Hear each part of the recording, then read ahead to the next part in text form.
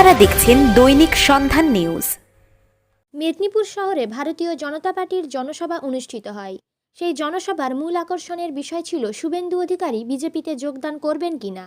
অবশেষে জল্পনা কল্পনার মধ্য দিয়ে এই জনসভায় তিনি ভারতীয় জনতা পার্টির সাথে যুক্ত হলেন। অপরদিকে স্বরাষ্ট্রমন্ত্রী কলকাতার কর্মসূচি শেষ করে হেলিপ্যাডে করে পশ্চিম মেদিনীপুর জেলায় আসেন। প্রথমে তিনি মেদিনীপুর শহরের ক্ষুদিরামের মাসি বাড়িতে যান।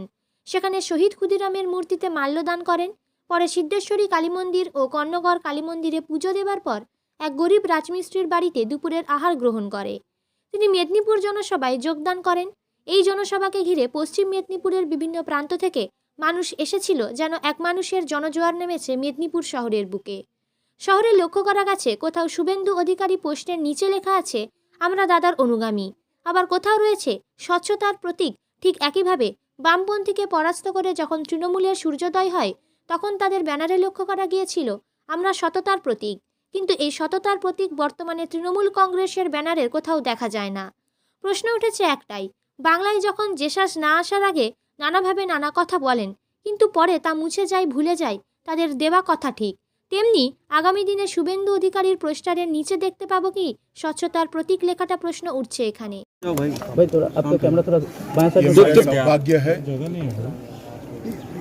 कि वीर शहीद खुदीराम बोस के जन्म स्थान पर आकर यहाँ की मिट्टी को कपाल पर लगाने का मुझे सौभाग्य मिला है। स्वतंत्रता संग्राम में बंगाल और बंगाली सपूतों का योगदान भारत कभी भुला नहीं सकता और खुदीराम बोस यही परंपरा के वाहक थे और वो वीर युवा था जिन्हें सिर्फ 18 साल की उम्र में अंग्रेजों के खिलाफ लड़ते लड़ते हाथ में गीता पकड़कर अपने आप को फांसी की को चूमने का उनकी लोकप्रियता उस वक्त पूरे देश भर में इतनी थी, कुछ बुनकरों ने धोती पर खुदीराम बोस लिखना शुरू किया और वो धोती बंगाल के युवाओं की प्रेरणा। পশ্চিম মেদিনীপুর থেকে সায়ন্তিকা সাহুর রিপোর্ট, দৈনিক সন্ধান নিউজ।